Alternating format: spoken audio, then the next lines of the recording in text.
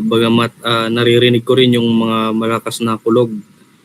Isang pagpapala sa bawat isa sa atin na nagagamit natin yung bagong technology para makapagtipon tayo para sa mga salita ng Diyos. Tayo ngayon ay magsisimula na sa ating online Bible study. Awitin natin itong naka-flash sa ating screen. Itong si Jesus ay kaibigan.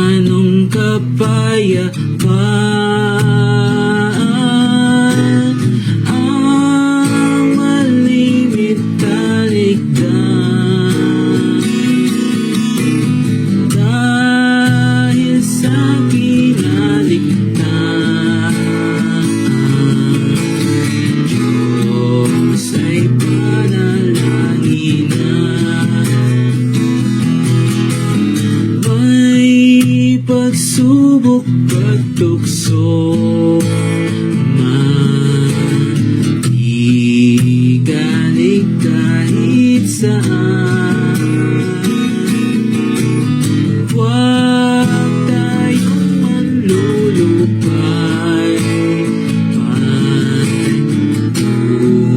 manalangin na lamang. May tapat bang kaibigan kahati mo sa lumbay?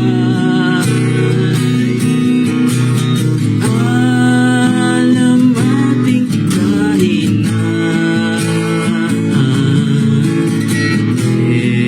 Jesus ang dalanginan.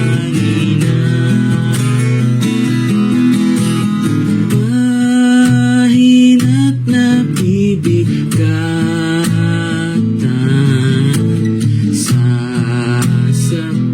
sasaping pasan.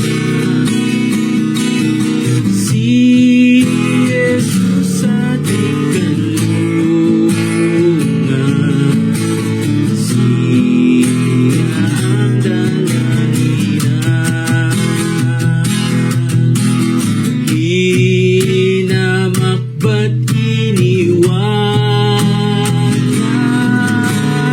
ng mga kaibigan? Bising ay ating tanggulan, siya ang kaaliwan.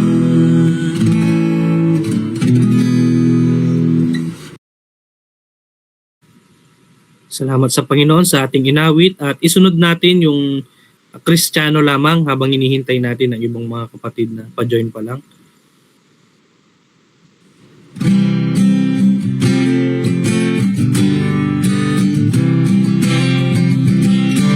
Matamis ng ngalang nalagda sa tanan, ayon sa bahayag ng bagong tipan, ay isang pangalang dakila at banal, nang galing kay Kristo. Kristiyano lamang, Kristiyano lamang, Kristiyano lamang. Banal kong pangalan, Kristiyano lamang, Kristiyano lamang. Tanging pangalan, tatahan sa langit.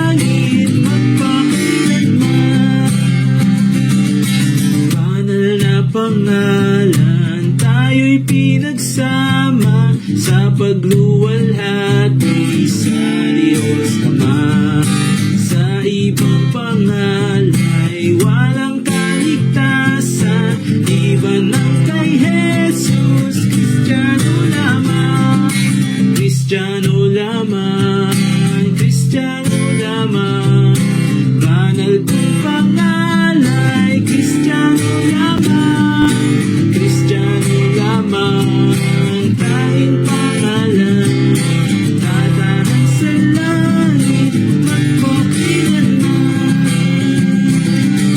Ang langit na bayan ay siyang tahanan ng mga Kristiyano sa uling araw. Ito'y walang luha, kundi tuwang panay kasama ni Kristo. Kristiyano lang, Kristiyano lamang, Kristiyano lamang. Banal kong pangalay, Kristiyano lamang, Kristiyano lamang. Tanging pangalan, tatahan sa langit magpakilanman.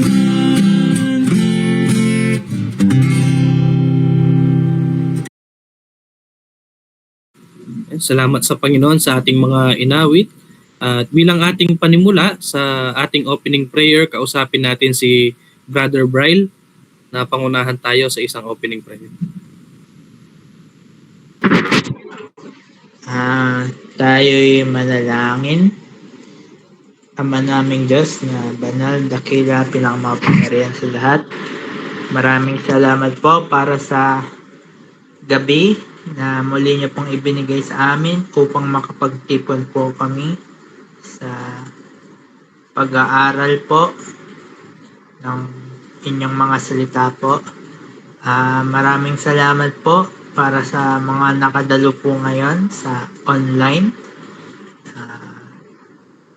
At sana po ay samahan niyo po kami at bigyan niyo po kaming katalinuhan sa aming spiritual na pag-iisip po. Upang lubusan po naming maintindihan ng inyong mga salita. Maraming salamat din po at sana po ay biyayaan niyo rin po ang inyong gagamitin na tagapagturo at sana rin po ay samahan niyo rin po ang mga hindi po nakadalaw po ngayon at protektahan niyo po sila mula sa kapamakan. Maraming salamat po sa pangalan ni Jesus. Amen.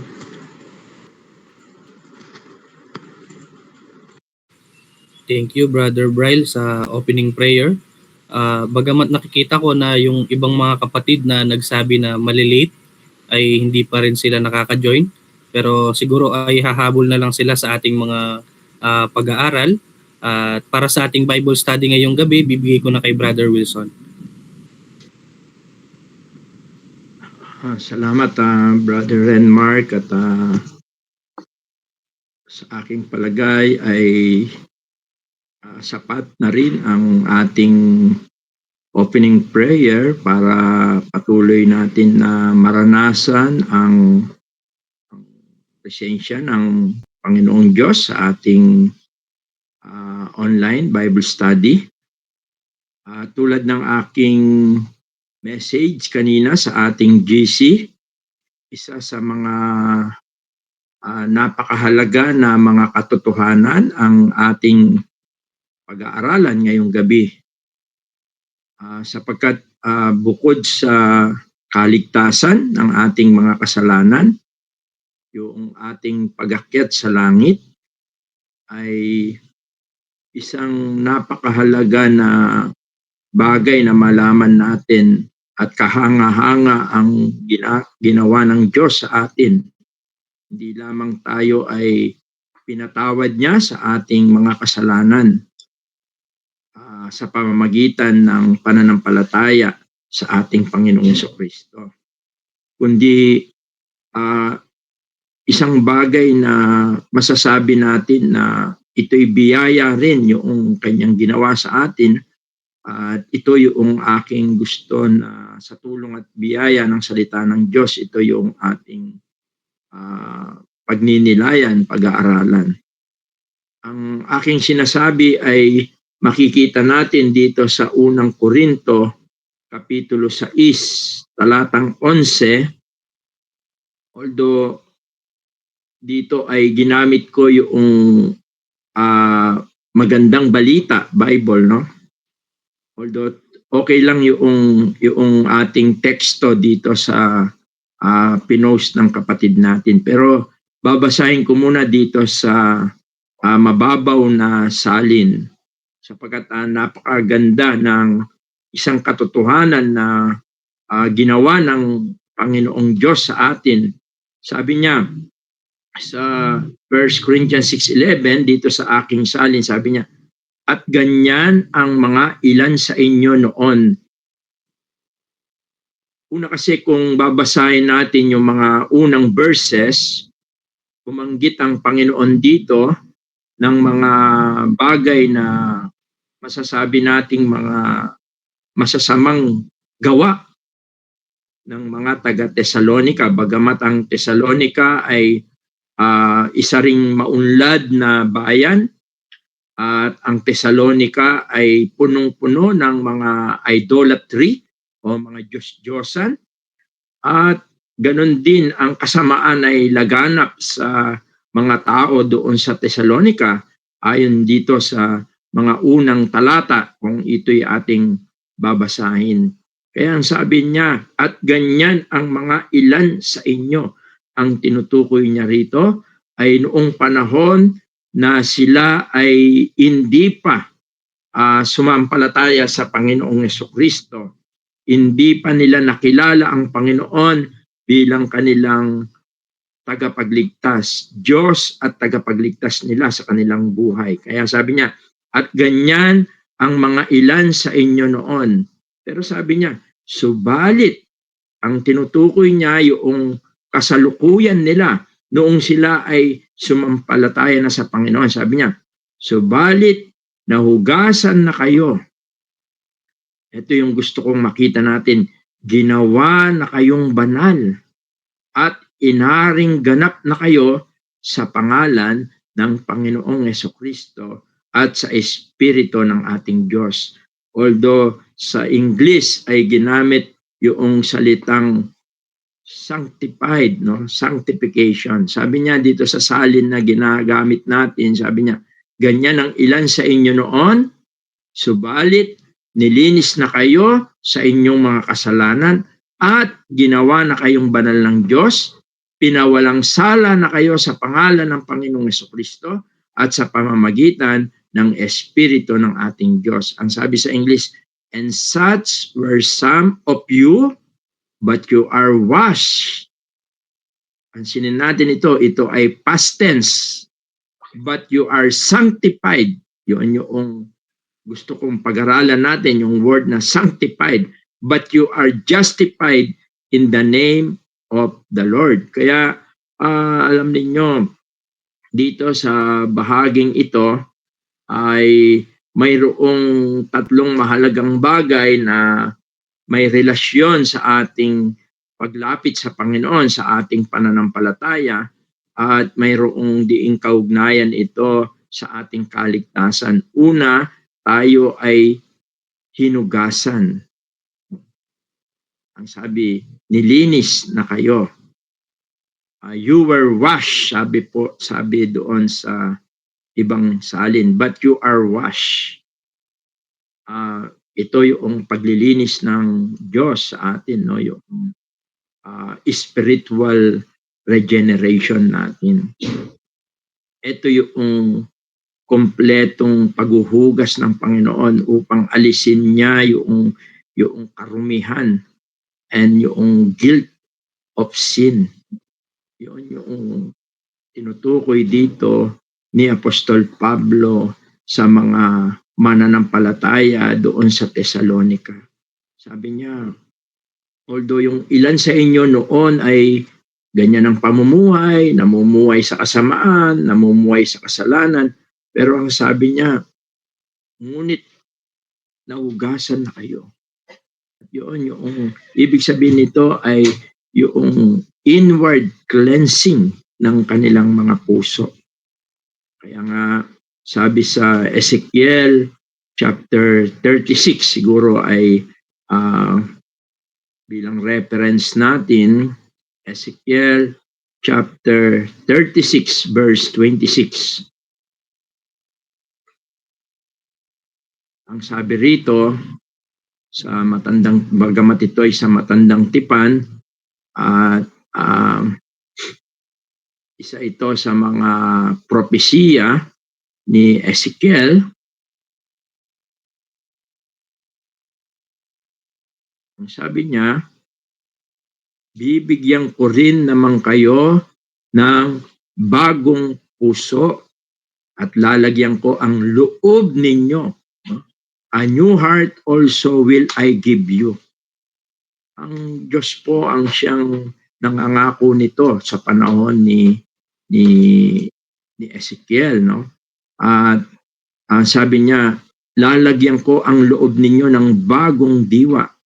Sabi niya, and a new spirit will I put within you, and I will take away the stony heart out of your flesh, and I will give you an heart of flesh. Yung pusong matigas, no? Yung kumbaga ay nagpapatuloy sa kasamaan. Tanging ang Diyos lang ang makagagawa nito. Maliwanag ito dito sa ating pinag-aaralan na ang Diyos, no, sabi ni Pablo, nahugasan na kayo. At alam natin yan yung ginawa ng Panginoon. No? At sa pamamagitan ng kamatayan ng ating Panginoong Jesucristo, ang kanyang banal na dugo ay naging sapat at makapangyarihan para ang bawat tunay na sumampalataya ay kanyang mahugasan, no, yung kanyang karumihan. Pero isang napakaganda rito, yung sinabi niya, you were sanctified. Kung babalikan natin yung 1 Corinthians 6:13, sabi niya, ginawa ko kayong banal. At ito ay isang katotohanan na ang ibig sabihin nito ay isang katotohanan na tayo, ang isang sumampalataya sa Panginoon ay ginawang banal. Yung salitang sanctification. At kung papansinin natin, ang katotohanan ito, gusto ko kasing makita natin yung salitang sanctification, although ginamit yung binanal, no? Ginawang banal. Yung salita kasing sanctification, nanggaling sa Greek word na hagiasmos. Hagiasmos, meaning to set apart, no? Ibukod, ihiwalay, pinili, or to make holy. Kaya yung salitang holy, galing doon sa salitang set apart, ibinukod, no? Kaya yung salitang sanctification, hindi lamang ito yung lumalayo sa kasalanan, kundi ang ibig sabihin nito, ikaw ay pinili ng Diyos, ibinukod ng Diyos, inihiwalay ng Diyos para sa kanyang layunin at para ikaw ay hubugin niya na tulad ng sa Panginoong Yesus. Yun ang ibig sabihin ng sanctification. Tandaan natin, to set apart, to make holy, para kang inihiwalay. Iniwalay ka para sa Kanya. Alam niyo kahit sa matandang tipan, may mga bagay na inihiwalay o ibinubukod na mga kagamitan upang ito ay italaga. Yun din, ginamit yung salitang italaga, no? Consecrate.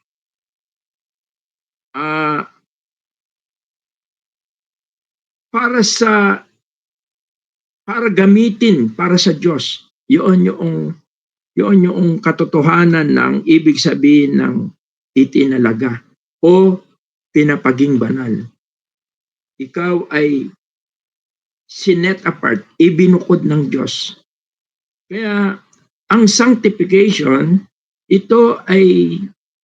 sanctification is the work of God. Ito'y paggawa ng Diyos sa isang mananampalataya para tayo ay kanyang gamitin sa kanyang ikaluluwalhati. Yun yung ibig sabihin ng sanctification o yung ginawang banal.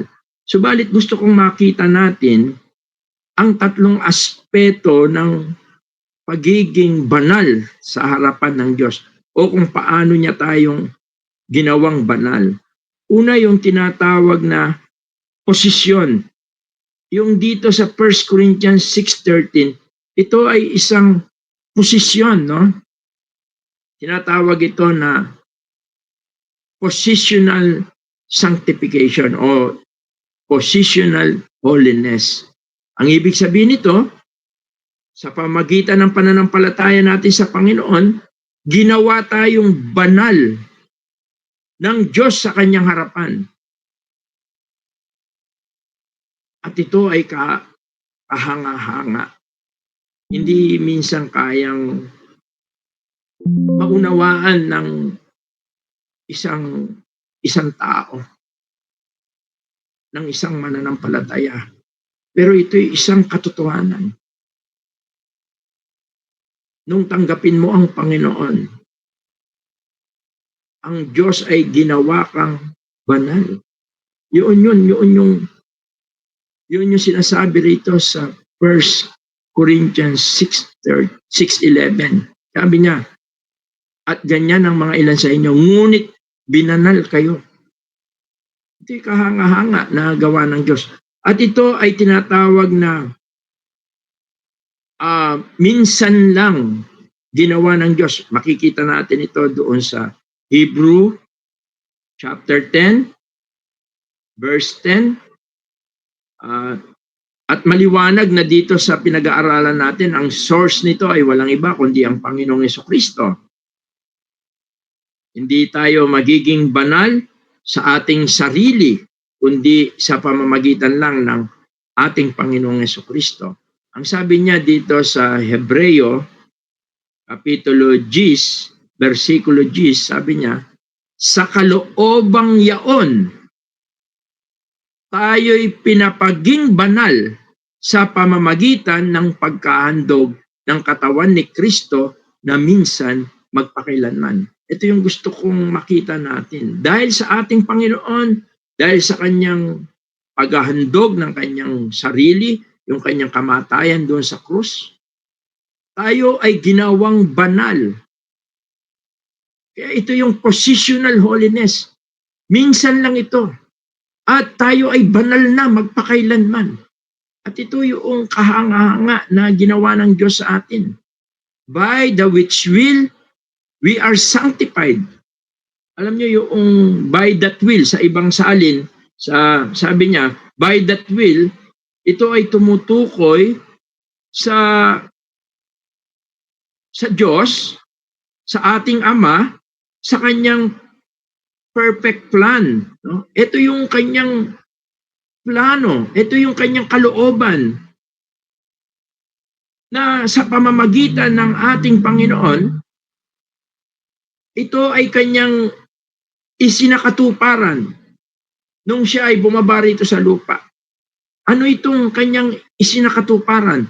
Na ang isang makasalanan na tulad natin ay gawing banal ng Diyos. Kaya ito'y kahanga-hanga.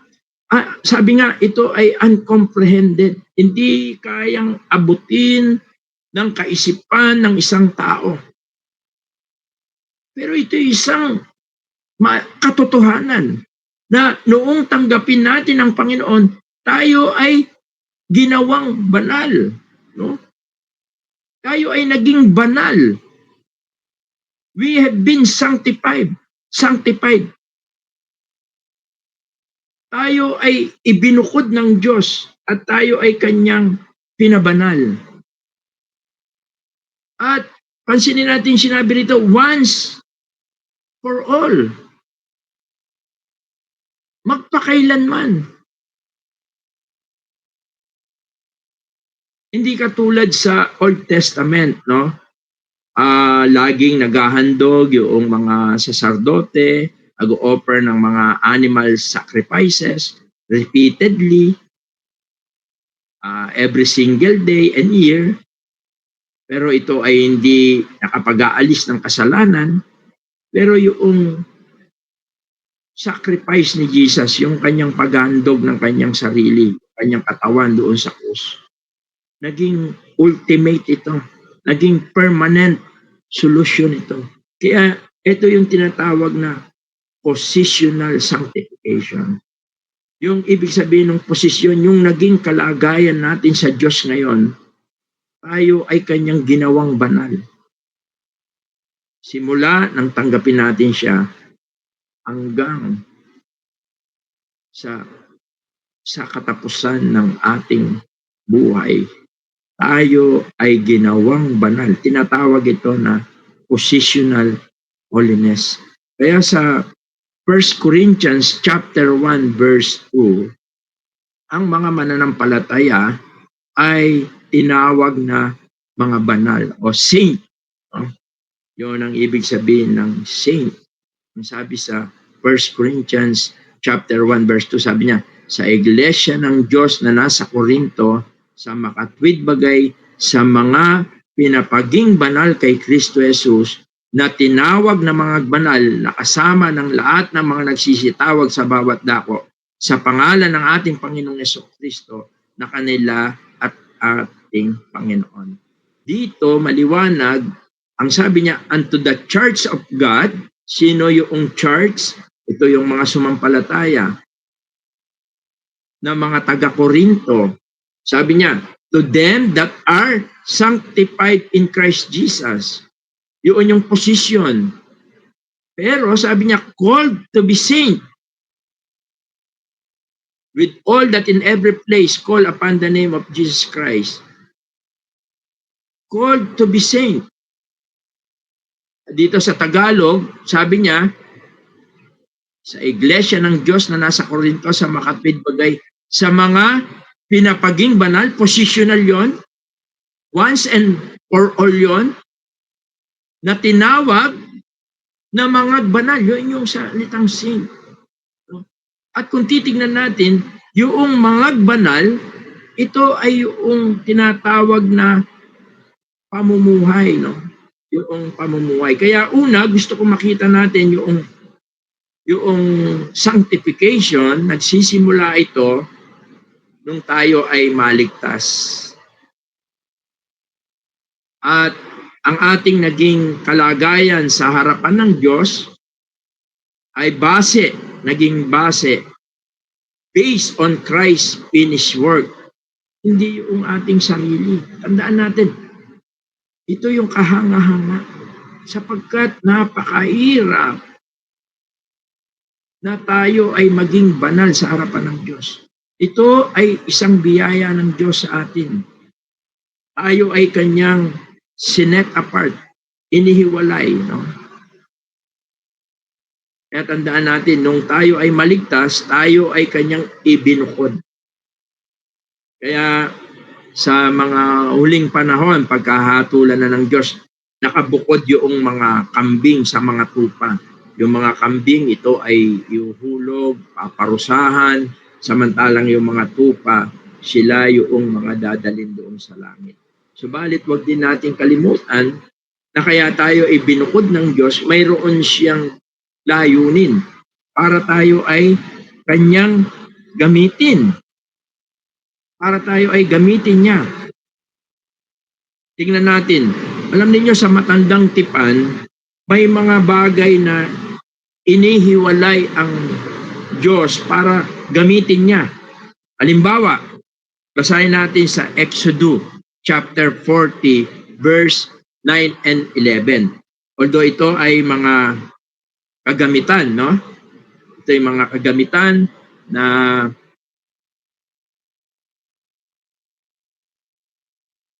sabi rito sa Exodus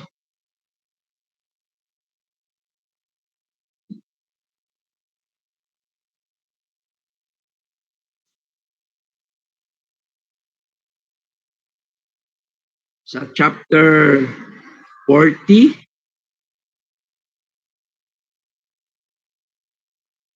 dito sa verse 9 hanggang 11. Papansin natin dito, ganito ang ating mababasa. Sabi niya, at kukuha ka ng langis na pangpahid at papahiran mo ang tabernakulo at lahat na nandoon at iyong pakakabanalin at lahat ng kasangkapang niyaon at magiging banal. Mayroon siyang ritual, no? Sa pamagitan ng langis, papahiran ng langis, sapagkat ang langis na ito ay sumisimbolo sa banal na espiritu. Sabi sa verse 10, at iyong papahiran ng langis, ang dambanang pagsusunugan ng handog, at ang lahat ng kasangkapan, at iyong pakakabanalin ang dambana, at ang dambana ay magiging kabanal-banalan. And thou shalt not anoint the altar, sabi, no, of the burnt offering and all its vessel, and sanctify the altar. Ito yung ritual, no?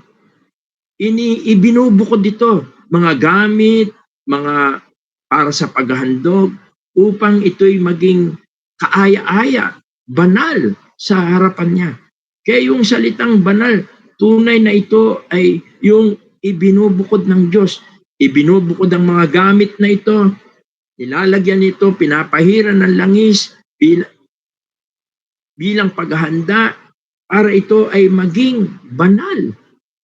Kabanal-banalan ang sabi dito sa ating binabasa. At dito sa verse 11, sabi niya, buhusan mo rin ng langis ang lababo at ang patungan nito at iyong pakakabanalin. Kaya napakahalaga na makita natin na nung tayo ay ibukod ng Diyos, noong tayo ay maligtas, tayo ay binukod ng Diyos, pinapaging banal niya tayo, ginawa niya tayong banal sa kanyang harapan, positionally, upang tayo'y gamitin niya sa kanyang kalooban, sa kanyang layunin. Yun ang kalagayan natin. At kung babasahin natin yung doon sa 1 Corinthians chapter 1 and 2, meron siyang binanggit doon na, balikan natin, 1 Corinthians, sabi niya, sa iglesia ng Diyos na nasa Corinto, sa makatwid bagay sa mga pinapaging banal kay Kristo Jesus, ito yung naging kalagayan natin. Tayo ay naging banal, tayo ay hiniwalay ng Diyos nung tayo sumampalataya kay Kristo. Pero sabi niya, na tinawag na mga banal na kasama ng lahat ng mga nagsisitawag sa bawat dako. Ito naman yung kalooban ng Diyos, hindi lang niya tayo ibinukod at tayo ay naging banal sa kanyang harapan, kundi hinanais niya, kalooban din ng Diyos, na tayo ay mamuhay na banal. Ito yung tinatawag na progressive or sanctification o yung tinatawag na progressive holiness. Ito yung araw-araw na pamumuhay natin. Tayo ay patuloy na tinutulungan ng Diyos. Hindi lamang niya tayo ginawa na maging banal, ang Diyos ay gumagawa. Tandaan natin, gumagawa siya sa ating buhay upang tayo ay makapamuhay na may kabanalan. Ang Diyos din ang siyang gumagawa. At ito yung kalooban niya. Sabi niya sa 1 Thessalonians, tingnan natin, chapter 4, dito sa verse 3.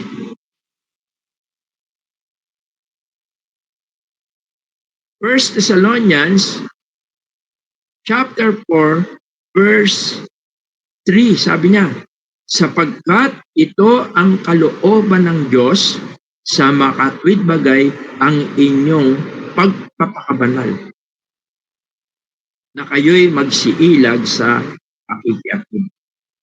Ang tinutukoy po rito, hindi yung ating naging kalagayan. Una, ginawa niya tayong banal sa kanyang harapan.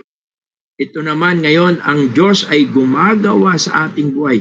Ito yung kalooban niya sa bawat Kristiyano. Na tayo ay ibukod, na tayo ay gawing na mamuhay na banal. Ito ang nais ng Diyos sa atin. Tayo ngayon ay mamumuhay na banal sa araw-araw ng ating buhay. Ang Diyos ay gumagawa, unti-unti niya tayong binabago. No? Siya yung gumagawa sa kalooban natin, sa kapangyarihan ng Espiritu Santo. Sabi doon sa 2 Corinthians chapter 3, verse 18, we are transformed into Christ's image. No, 2 Corinthians chapter 3, verse 18. Sabi niya, datapat tayong lahat na walang talukbong ang mukha na tumitingin gaya ng isang salamin sa kalwalatian ng Panginoon, ay nababago tayo sa gayunding larawan mula sa kalwalatian hanggang sa kalwalatian na gaya ng mula sa Panginoon na Jesucristo. Gusto kong tingnan natin ang katotohanan ito. No? Ito ay tumutukoy.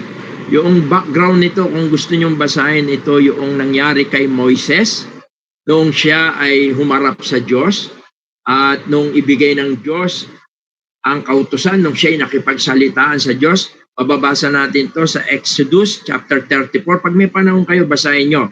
Simula 25 hanggang 35. Nung bumababa na si Moises doon sa bundok ng Sinai kung saan nakausap niya ang Diyos, kumikinang yung kanyang mukha.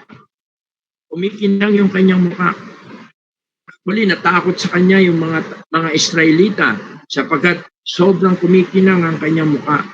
Kaya ang ginawa ni Moises, siya ay naglagay ng pantakip, yung veil. Yun yung sinasabi rito, talukbong. Pero tayo, sa panahon natin, hindi tayo kailangan magtalukbong. Sapagkat ang tinutukoy ni Pablo rito sa 2 Corinthians chapter 3, simula rito sa, kung babasahin natin 12 hanggang 18, kinukumpara tayo ni Pablo, tayong mga Kristiyano kay Moises, na unti-unti, no, nababago tayo sa gayunding larawan. At ito'y sa pamamagitan ng kapangyarihan ng Espiritu Santo. Sapagkat ang mananampalataya ngayon ay mayroon siyang direct access to God through Jesus Christ. Kaya yung unveiled face, ginamit dito, but we all with open face, no? Unveiled face. Ito ay isang parang ang nangyayari, para sabi niya, tumitingin gaya ng sa isang salamin. Looking at the Lord's glory, nagre-reflect ito. No? Pagka tumingin ka sa salamin, nagre-reflect ito. Ang ibig sabihin nito, ang Diyos ay gumagawa sa buhay natin sa kapangyarihan ng Espiritu Santo.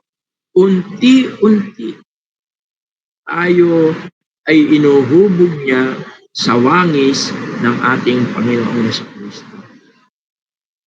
Kaya sa Pilipos Kapitulo 2, 12 hanggang 13, ang Diyos ay gumagawa maging doon sa kalooban natin para sa kanyang kalwalatian. Philippians chapter 2. Kaya yung pagka yung gusto mong nakikinig ng salita ng Diyos, gusto mong dumadalo, gusto mong nagbabasa ng Biblia, gusto mong nananalangin, pagka yung desire mo na ito, nagkakaroon ka ng ganito na desire, ibig sabihin niyan, ang Diyos ay gumagawa sa iyo. Sabi niya, kaya nga mga minamahal ko, kung paano ang inyong laging pagsunod na hindi lamang sa harapan ko, kundi bagkus pa ngayon ako'y wala, ay lubusin ninyo ang gawain ng inyong sariling pagkaligtas na may takot at panginginig. Verse 13, sabi niya, sapagkat Diyos ang gumagawa sa inyo, maging sa pagnanasa at sa paggawa, ayon sa kanyang mabuting kalooban. Kaya, alam niyo, sa kapangyarihan ng Espiritu, kinukonvict niya tayo. Kaya yung pagnanasa rito o yung gusto natin na gawin yung mga bagay na nakalulugod sa Diyos, alam niyo, ang Diyos ang siyang gumagawa sa atin. Kaya lang, napag-aralan natin nung nakaraan, yung lumang pagkatao natin, kung minsan ay hindi natin magawa yung gusto ng Diyos, dahil minsan natatalo yung bagong pagkatao natin sa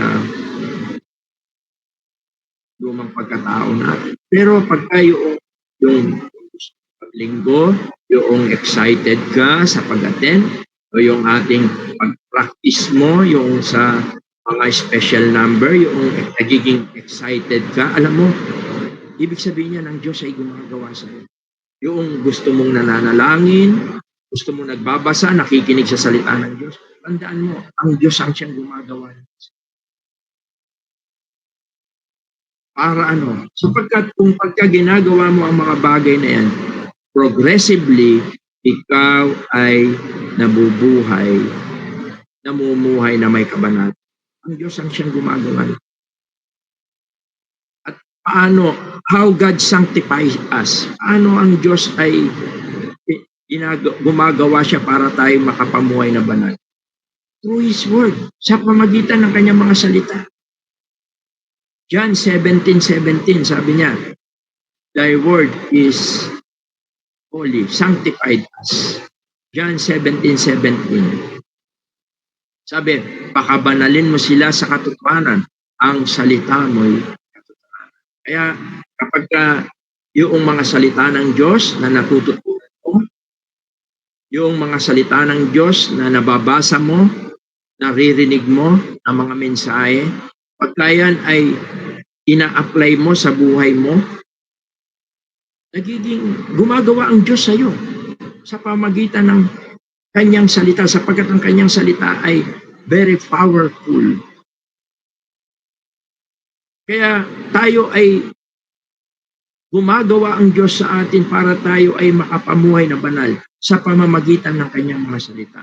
Kaya dapat yung pagbabasa ng Biblia, yung mga bagay na naririnig natin, hindi lang dapat pumapasok sa kanang tenga at lumalabas sa kaliwang tenga.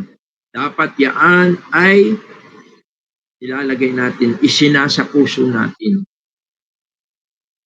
Pangalawa, paano ang Diyos ay gumagawa para tayo maging banal? Una, sa kanyang mga salita. Pangalawa, sa kapangyarihan ng kanyang Espiritu Santo. Sabi sa Galatians 5:16, di ba? Napag-aralan natin na magwawagi lamang ang ating espiritu, ang ating bagong pagkatao, kung hahayaan natin ng gumawa ang Espiritu. Sinasabi ko nga, sabi niya, magsilakad kayo ayon sa Espiritu at hindi ninyo gagawin ang pita ng laman. Through the Holy Spirit. At paano natin malalaman na tayo ay gumagawa o nagbubunga? Nakikita yung bunga ng Espiritu doon sa chapter 5, verse 22 to 23. Sabi niya, the fruit of the Holy Spirit is love. Sabi niya, datapot ang bunga ng Espiritu ay pag-ibig, katuwaan, kapayapaan. Tandaan natin, bunga ito, pusa ito. Ito ay sa kapangyarihan ng Espiritu. Kapag tayo ay nagpapasakop, lumalakad sa Espiritu, o para tayo ay nagpapaakay sa Espiritu Santo, tayo ay nakakapamuhay na banal. Through prayer, Ephesians 6:18. How God sanctify us through His Word, through the Holy Spirit, through prayer. Ephesians 6:18 sabi niya, magsipanalangin kayo sa Espiritu ng lahat ng panalangin at daing sa buong panahon at magpuyat sa buong katyagaan at daing na patungkol sa lahat ng mga banal. Through prayer. Kaya pagka tayo ay, halimbawa, tayo ay nangihina, may bagay na parang umihila sa atin, manalangin tayo. Pray. Halimbawa, parang may nahihikayat ka sa iyong lumang pagkatao, manalangin ka. Sabi niya, magsipanalangin kayo sa Espiritu ng lahat ng panalangin at daing sa buong panahon. Kaya doon sa 1 Thessalonians din, 5:17, sabi niya, pray without ceasing. Yung prayer, very important yan. Sapagkat nakakatulong yan sa atin. Sapagkat ang Diyos ay gumagawa sa tuwing tayo ay nananalangin. Sabi nga, sa tuwing tayo mananalangin, gumagawa ang Diyos sa buhay natin. At alam ninyo, maging yung mga pagsubok ay ipinapahintulot ng Diyos para tayo ay makapamuhay na banal. James chapter 1 verse 2 and 4.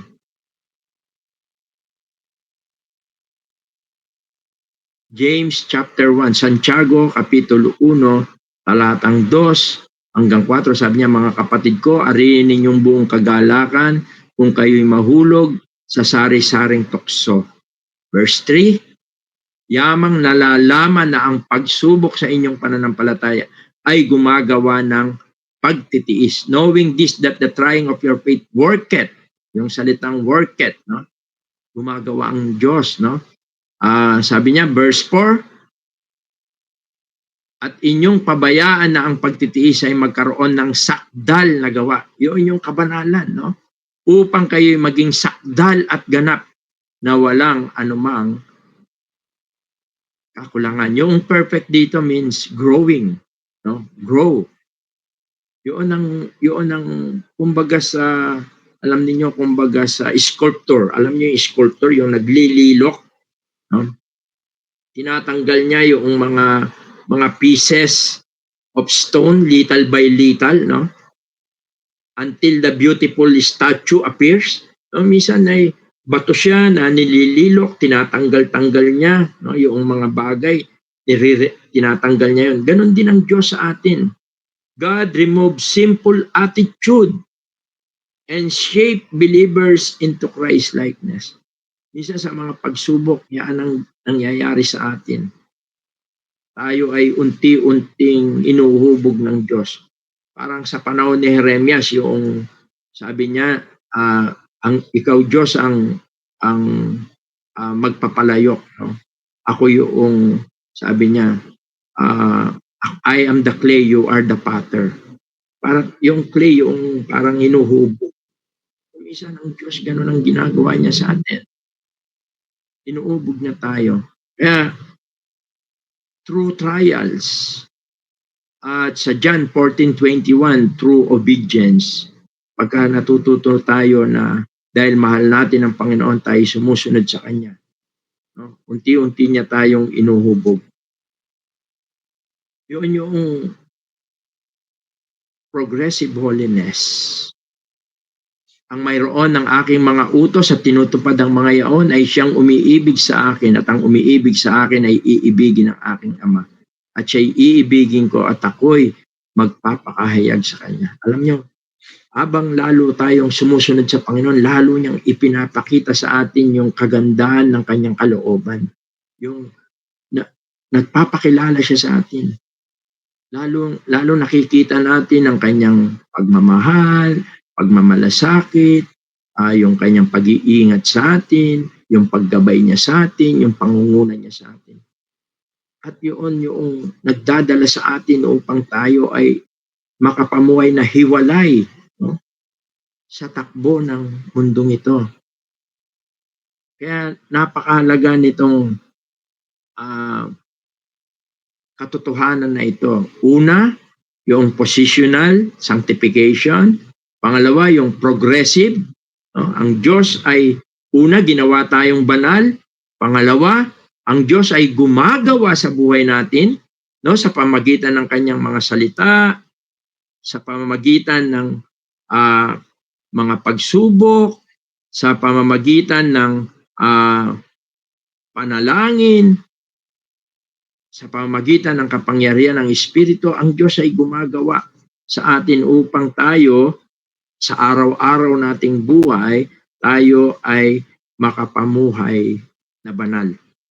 Tandaan natin, positionally, ang Diyos ang siyang gumawa sa atin. At yung everyday life natin, ang Diyos din ang siyang gumagawa sa atin. Kauli-ulian yung tinatawag na perfect holiness o yung ultimate sanctification.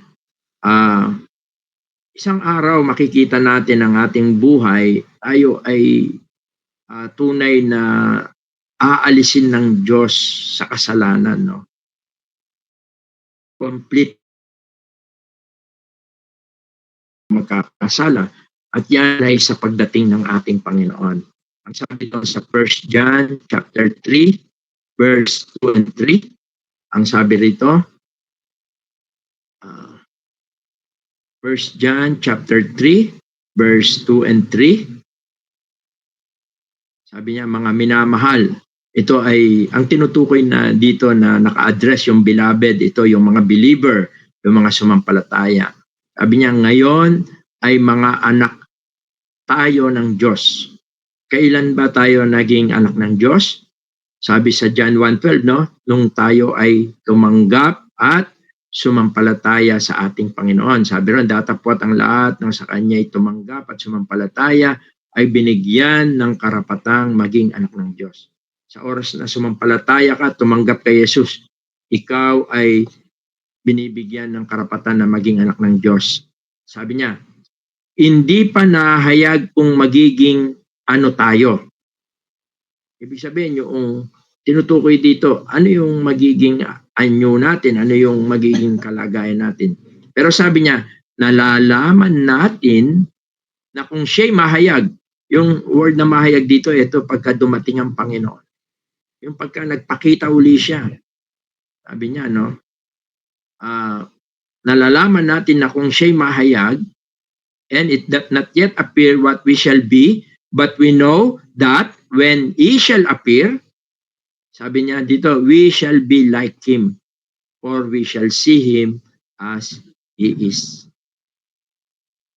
Pagdating ng Panginoon kasi, yung tinatawag na rapture, alam niyo, pagka pinag-aralan natin itong rapture, pagka yung mga sign ng rapture, makikita natin parang malapit na dumating ang Panginoon sapagkat yung mga signs ay nakikita na natin sa panahon natin. Pagdating daw ng Panginoon, ang sabi niya, malalaman na natin kung ano talagang magiging anyo natin. Ang magiging anyo natin o nature natin, katangian natin, ay tulad ng ating Panginoon. Sabi niya, for we shall see Him as He is. Sapagkat siya'y ating makikitang gaya ng kanyang sarili. Tayo magiging katulad niya, sabi niya. When He shall appear, we shall be like Him. Sapagkat alam ninyo, papalitan ng Diyos sa panahon na darating ang Panginoon, papalitan ng Diyos ang ating katawang lupa na ito. Sapagkat ang katawang lupa na ito ay hindi maaaring pumasok sa langit sapagkat yung old nature natin, kahit tayo tumanggap na, hindi pa ito tinanggal ng Diyos. At papalitan ito sa panahon na pagdating ng Panginoon, pagka tayo dadali niya na dun sa langit. At anong katawan ang ipapalit niya? Philippians chapter 3, verse 20 to 21. No? Makikita natin kung ano ang katawan ng ating Panginoon, yun ang katawan na ibibigay sa atin. Sabi rito, sapagkat ang ating pagkamamamayan ay nasa langit. Mula doon ay hinihintay naman natin ang tagapagligtas, ang Panginoong Jesucristo. Ito yung kanyang pagdating, no? Verse 21.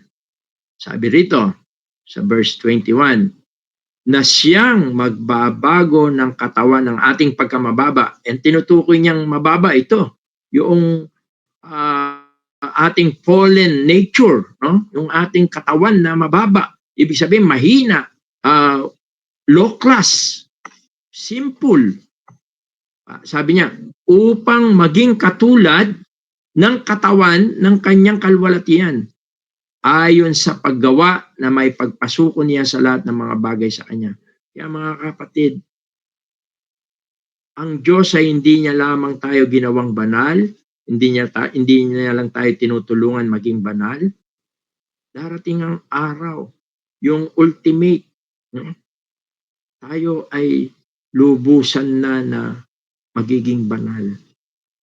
Sapagkat papalitan niya ang katawan na to. Katawan na malwalhati, yung tinatawag na glorified body, tulad ng katawan ng ating Panginoon. Hindi na nagkakasakit, hindi na namamatay, at higit sa lahat, hindi na nagkakasala. Kaya yung struggle natin sa kasalanan, matatapos na. Sapagkat tayo ay magiging perfectly holy in God's presence forever. At ang katotohanan ito nawa ang siyang mag-motivate sa atin para tayo ay patuloy na mamuhay na banal. Alam niyo ba yung caterpillar? Yung siya'y uod, no? Napakapangit. Bago siya maging maganda na butterfly, nagtatransform siya, di ba? Ito'y may proseso.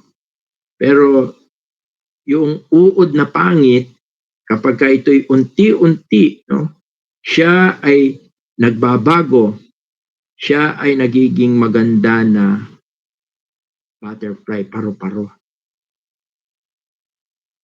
Ang Diyos din ay binabago niya tayo. At hanggang sa makamtan natin yung perfectly like Christ. Kaya nawa ito ay magsilbi na mga katotohanan, maranasan natin ang makapangyarihang kamay ng Diyos na gumawa sa atin na sa pamamagitan ni Kristo tayo naging banal. Okay. Ngayon, ano yung mga katangian ng isang mananampalataya, no? Yung marks of a sanctified believer. Number 1, eto, pagka tayo ay unti-unti na gumagawa na ang Diyos, tayo ay namumuhay na banal. Number 1, nagkakaroon tayo ng malalim na pag-ibig sa Diyos. Matthew 22 verse 37. Ang sabi sa Matthew 22 verse 37, ito yung mga tanda na tayo ay na ang Diyos ay gumagawa na sa ating buhay. Sabi niya, at sinabi sa kanya, iibigin mo ang Panginoon mong Diyos ng buong puso at ng buong kaluluwa mo at ng buong pag-iisip mo. Parang yung first love mo, no? Yung malalim na pagmamahal sa Diyos. Paano natin maipapakita to? Ang sabi sa John 14:15, no? If you love me, sabi ni Jesus, obey my commandments. Yung lagi mo siyang iniisip. Lagi mong iniisip ang mga bagay na espiritual. Yun yung nagkakaroon tayo ng pag-ibig sa isip, no? Ng buong kaluluwa. At sa John chapter 13, 34, 35, nagkakaroon din tayo ng pag-ibig sa mga kapatid. Gusto natin silang mga kasama, gusto natin silang nakikita, pinapanalangin natin sila sa John 13, 34, 35. Sabi niya, isang bagong utos ang sa inyo ibinibigay ko na kayo yung mga ibigan sa isa't isa, na kung paanong inibig ko kayo ay mga gibigan naman kayo sa isa't isa. Ito yung sacrificial love. Obey God's word, yung sinabi ko kanina, John 14:15. At higit sa lahat, Romans 6:22. Sabi rito sa Romans 6:22,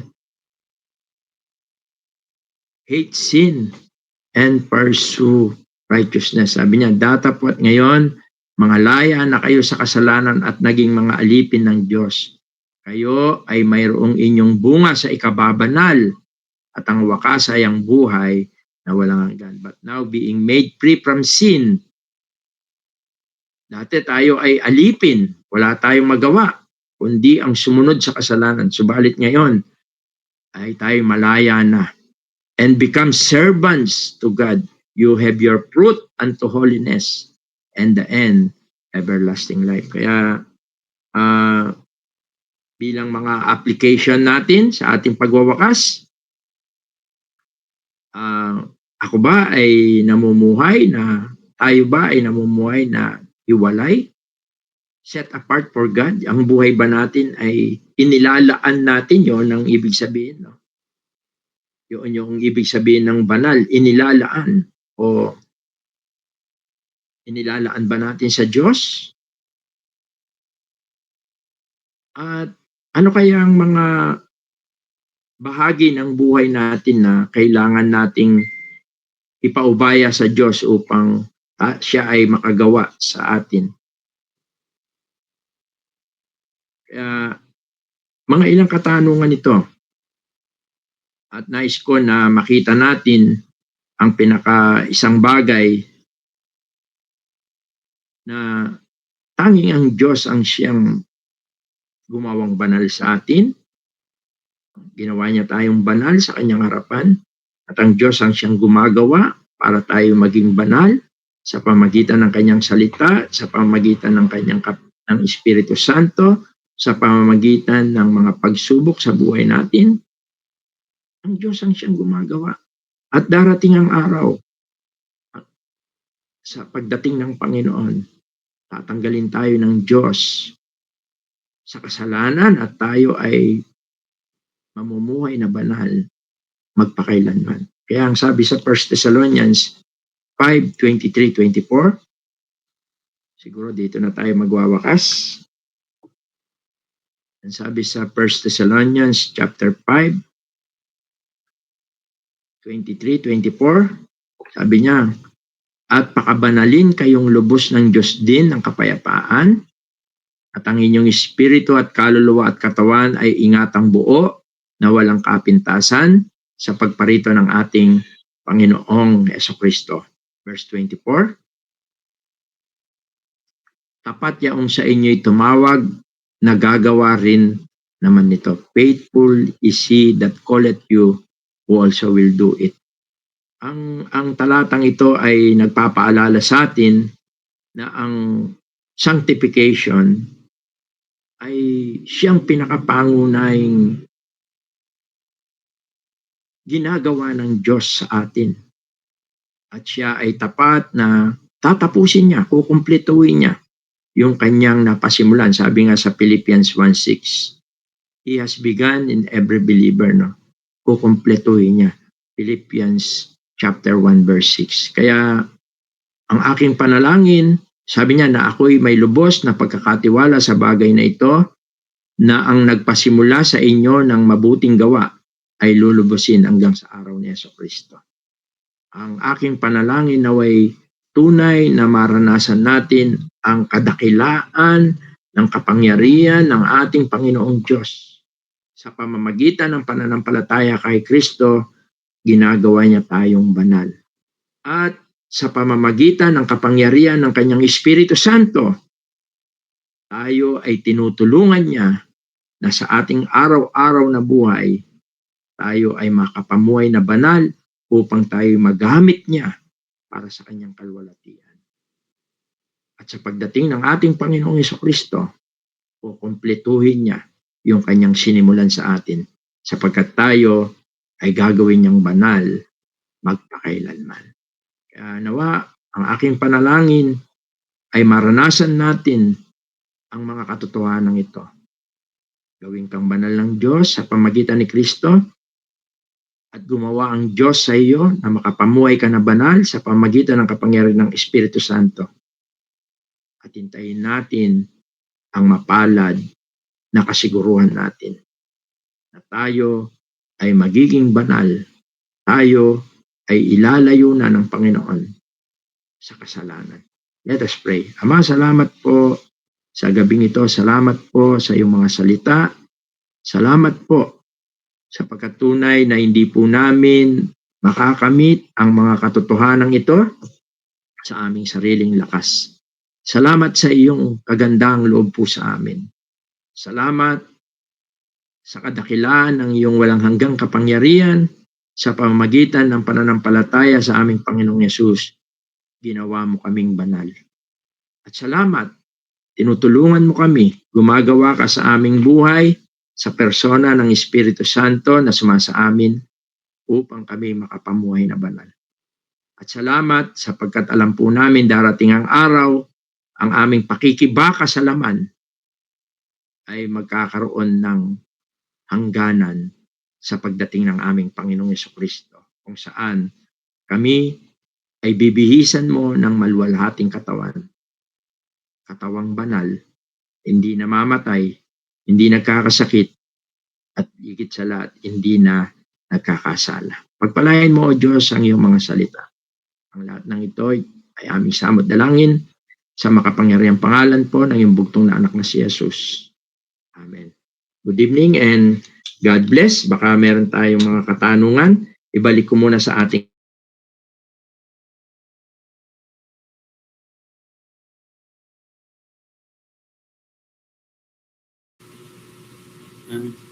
Salamat po sa Panginoon at salamat sa kapatid sa ating pong mga napag-aralan.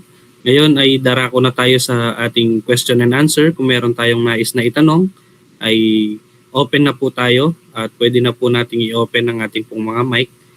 At pwede rin pong gamitin ito pong ating chat box kung meron tayong mga katanungan.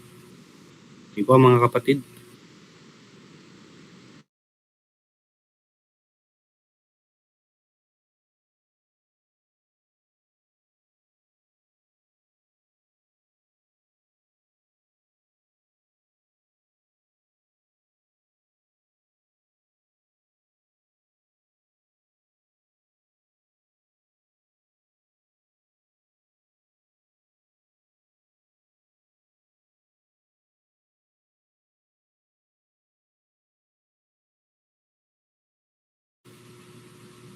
Sige po, baka meron tayong mga question.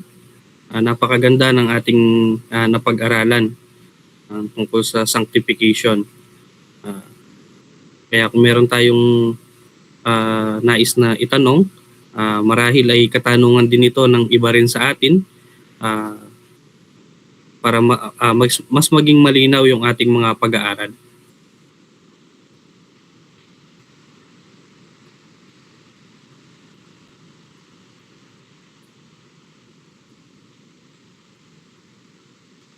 Sige po, last call po kung meron tayong katanungan.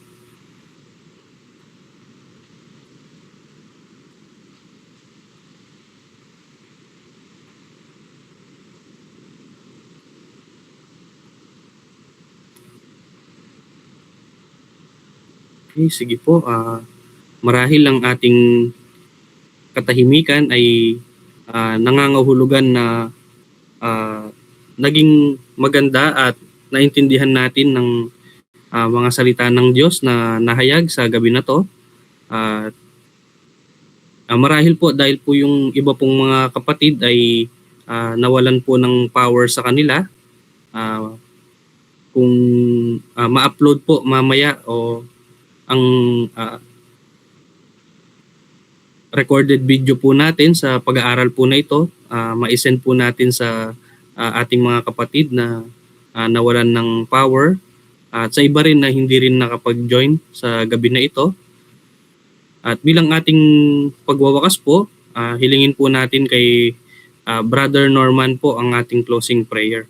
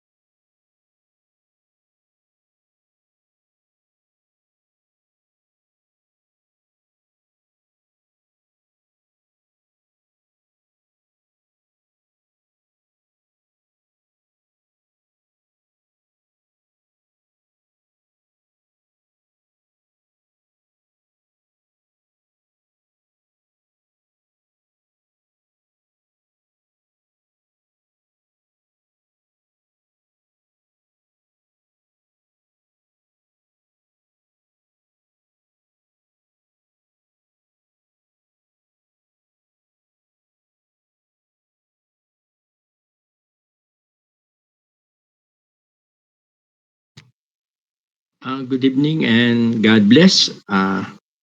Yung iba nawalan ng kuryente pero sana ma-upload para mapagpatuloy nila yung pakikinig.